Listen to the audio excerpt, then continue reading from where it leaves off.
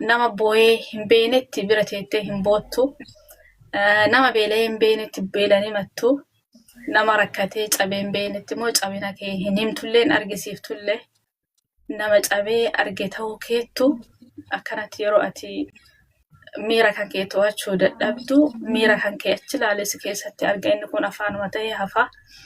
Boo'insaati amma dura boottee fi imimmaan ati amma dura facaaftee fi ija sitti qabameef afaan sitti qabee san hundaaf har'a deebiin milkaa'ina keetii argamu isaattummoo ana na bochise.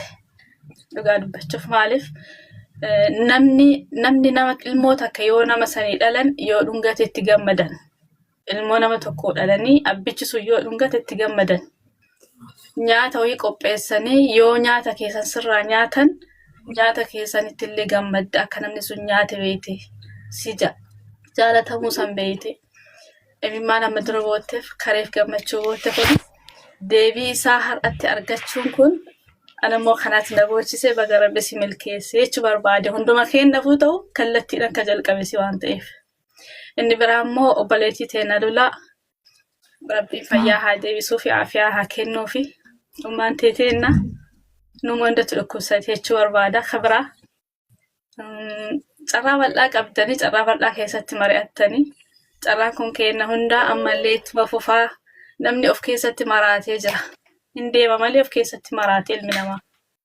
Yoo achi ilaalan ilma namaa gurguddaa furfurdaa adii kan argitan keessi garuu maraatillee gubatillee barbadaa'illee. Kana abbaa achi ilaalee argu qofatu arga. Utuu maraatee carqii gatiin fiigin hangana deemamuun hanganatti deebii argachuun jalqaba irratti kunu gahumsaa fi milkaa'inatti gahuudhaaf achi nama oofa waan ta'eef obboleewwan keenya ijoollee tana ija duratti ilaalladha. Ija baay'eetu itti ilaallama, dhakaa baay'eetu itti darbama. Ilaalchi dura qabaniif ilaalchi amma qaban tokkoo miti. Ka qabdan waan qabdaniin kan qabne immoo waan dandeettaniin akka tahan yoo dhaban akka hin taane tahan waan ta'eef akka hin taane san akka hin taane jechuu barbaada. Saraan haa yaatanii guddaa galatoomaa isiniin jedha.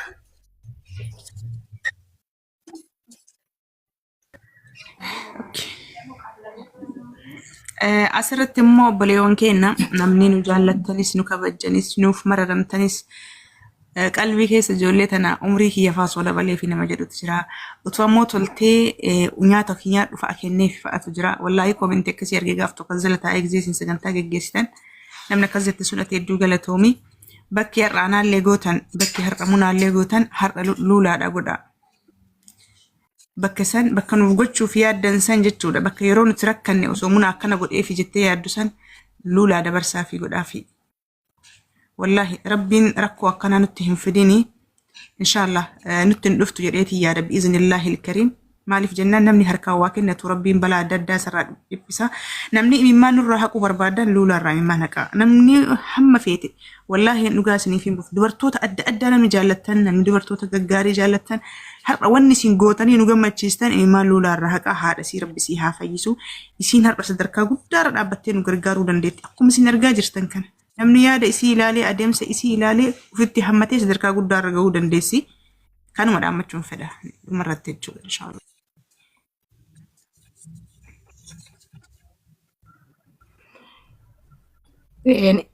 Galatoomi hawwi obboleetti keenya dura ibsites galatoomi yaadni keessanii yaaduma bareedaadha eeniga bor walii hidhii xuuxurra hammuma waan danda'amen wal faana dhaabbanna inshallah abdiin qaba ijoolleen keenya akka ammayyuu nu rakkisaa jiru waan ta'eef waan sana irratti hirmaatna hundi keenyayyuu inshallah abshiraan siniin jedha ittaaniyaan rabbi nu milkeessaa jira.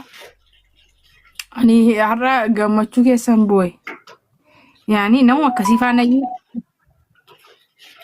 no wallahi gammachuu keessan boo'e maafan boo'e beektu har'ammoo maafan boo'e beektu jomboo jedhee waadaa ofii galeera miknaannu isaas guyyaarraa viidiyoon natti dhufa iddoo dhukkubsata adda addaa rukutama adda addaa iddoo waan an godhuun dhabee garan itti geessuun dhabee garan itti dubbatadhuun dhabee ijoolleen kun yookaan waraqaan qabanii iddootti kasasan hin jiru yookaan immoo mana xalabaatii baateetti kan mana xalabaatii baateellee miidhamaa jirtuun jedhe ila iji koo kaleessa akkasidha. Har'a garuu fayyee dhufe alhamdulillah. maalidha kana maafin siniin jabee taarramu gammachuun na boosse malee doktooris nattorii lammatan boojee waadaa ofii gadeen ture har'ammoo maaltu na boosse lakkaa milkaa'aa jirra maal jette beektu fuudharratti iddoo jette sanatti hin boo'ee baay'een gammade sanallee haala ajaa'ibaadhaan ofirraa dhaabna jetteetti taaniyaan yooma dhukkubsanneeyyuu iddootti himannu qabna. Yooma dhiirri nu miidhellee iddootti himannu qabna. Yoo ollaan nu miidhellee iddootti himannu qabna. Yoo eessumni si miidhellee, yoo firri si fiidhellee, yoo obboleessi si miidhellee kanaa booda lakkaa nama qabna. Kanaa booda boo'ichi keenya nam tokkitti arguu hin qabu. Waan haasa'amnu keessaan haasa'amna biiroo mataa keenya qabaachuu qabna. Sa'aatii nu rakkannetti iddootti dawwalannee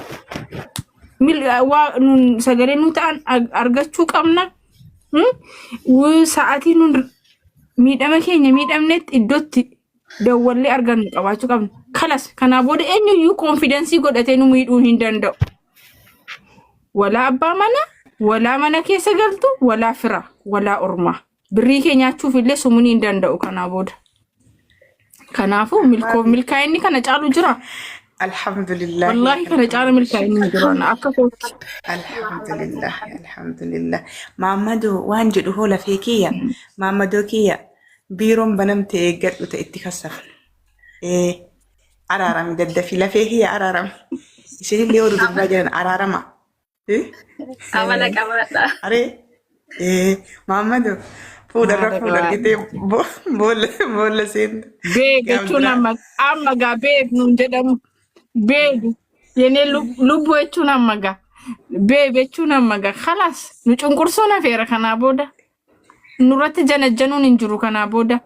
Maasxanqeqaamu maas nitti miira. Booddeen nuun waan tokko sinirra finnu nuun koomatiina. Lafeeti yagaam biraa asirra qaadhu san saba seetanii birmaashaa waan gosa nu seetanii mi fuunaallee walumaa gallee waliif fuuna miti muniyyee walumaa gallee wal tababbarree dabalatallee barbaadan seerumaa walii gallee sii qabeenya qabdu sii mana fi adda qabdu fuutan abshiira. La habibi dawal. Maamunaa koo. Dabalata keessaa. Jaannanni miila isaanii jalaan hin jennee maamunaa. Wallaahi. Hayyee akkasi ka yaabalaati yoon sarraateenyaa afur qaxaruu danda'ate ilaal xabbaaqa Indoneesiyaa nadaafa Filipiinii pirootokoolii koo kan eegdu Turkiirraa kan gibbii eegu Paakistaanirraa yoo fide afuruun faqqannaaf lama miti afur sanarra waan darbe erbee tokkoyyuu bushannee niitii lammata fuudhama. La muniyee ani ka jedhu wallahi billahi barseera mootummaan tu'e malee waan nutti manne rabbee dhime wallahi waan itti mannee miti bar wallahi seera mootummaati malee nun itti mannee miti shiitti rabbiin natti haa ta'u. La ilaha illallah ijoolleen teena taasii coggaa ammoo gudiin itti warri irsi keessaan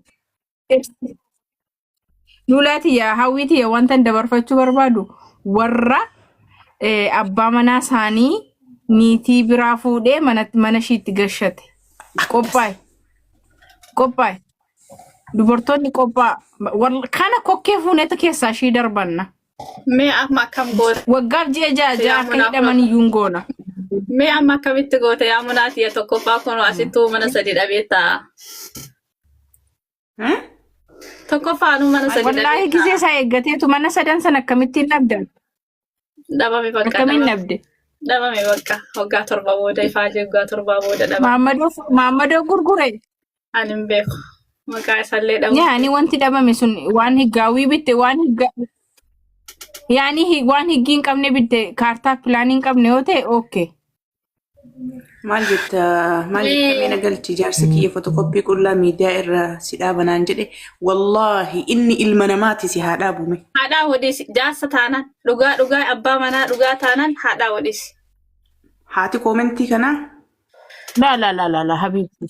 Wallahi nan duune ka kanaa booda dubartiin tokko dhiirri ana jedhe tokko niitiisa qullaa mitiiti luka ishii gadi haa baasu inni dhuguma dhiira gaafsana bakka.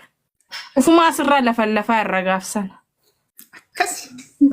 Ufuma asirraa lafaa arrabbiin natti haa ta'u. Itoophiyaa galuu maan ta'in tikkeetteen qoricha nama gabaa kaa'uun bu'aala. Warabbal kaaba wadu alaalellamni.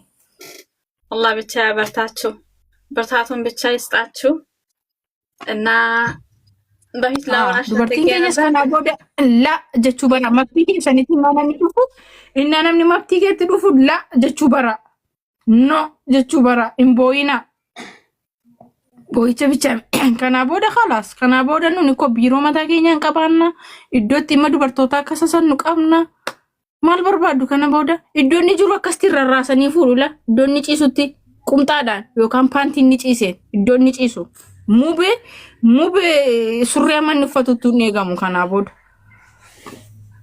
Ngaa kanaa booda dhiirri tokkitti nutti naasoftu ngaa haadha keenya haadholii keenya nutti darbee ijoollee keenyatti darbuun qabu. Numa irratti haa dhaabbatu yookaan immoo haadholii keenya irratti haa dhaabbatu cunqurfamuun kalaas dhiiraa kalaas bakka ngaa. Akkasika ahbaabi guratti sincalawu du'aayi jabeessaa akkasuma rabbiin subhaanahu wa ta'ala nu haa milkeessu munaateen rabbiin ulaa jannataa si haa banu duniyaa fil aakhira akkasumallee dubartoota teenna jajjabaadhaa waan keessa hunda keenya yoo ammoo ijoollee nu saalfachiisinaa kaa ijoolleen dubaraa har'a isiilleen akkana as baatee qophiidha kottaa bakka kanaaf fudhadhaa irratti hojjedha hojjette mallan ita baachisa nu saalfachiisinaa qabadhaa waan keessan. Akka isiilleen isiniin boontu waan qabdan kaawwadha waan kaawwadha nama waa qabu waa argata gaaf san calalli jettanii ufillee miidhina nullee miidhina miti reemuna kanuma dubbana namni calallu hin jiru waan keessan qabadhaa irratti hirmaadha wanni marti akkasi beekaattuma akeekanii muniyyatii isaatii dhiraalee sirraa fudhanii wanti gaawwiidha namni birrii shanti nyaachuu danda'u hin jiru namni birrii shan riyaala shan si nyaachuu danda'u hin jiru kanaa booda yoo ati hir'uu sammuu sirruu qabaatte malee jechuudha. Wanti hundumtu seeraa feeraan godhama. Wanti hundumtu na banamu akkaawuntii bilookiidhaan banama. Namni tokko baasuu hin danda'u. Haala itti nuun akkaawuntii baafannullee ishiinillee deebiteetu ifa nu gooti. Haala mangistiin nu bane. Akka itti mazaggabamtanillee akka itti mattaawaqaa keessan fiddan akka itti haala hundumaayyuu tartiibaan sinitti himama. Qophooftanii taa'u. Sanarra yoo waan darbitanii immoo waan biraa rakkina biraa odeessitan immoo rakkinni biraa guddaa keessanidha. Kanaa booda jabaadhaa. Wayyaa waggaa meeqa bittaniittu? Caamaa waggaa meeqa bittaniittu? Beeksisa keessa waggaa meeqa gargaartaniittu? Obboleessa keessa waggaa meeqa gargaartaniittu?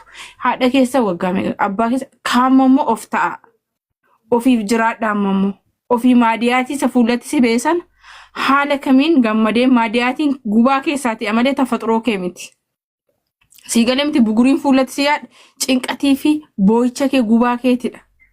Isatu fuullatti si baase malee tafaxuroo yookaan immoo ittiin dhalatte miti. Dadhabbii kee akkamittiin arguu qabda. Hingaa isa kaleessaa siin boonyu isa bade miti kanaa booda garuu maal godhachaan jira maal gochuun qaba. Akkamittiin deemuun qaba. Siigalee miti haala bareedaa akkanatti nu simatame lafa yoo ta'e bilaasha nuu kennama. Tola nuu kennama. Garuu immoo lafa duwwaa nyaatta miti.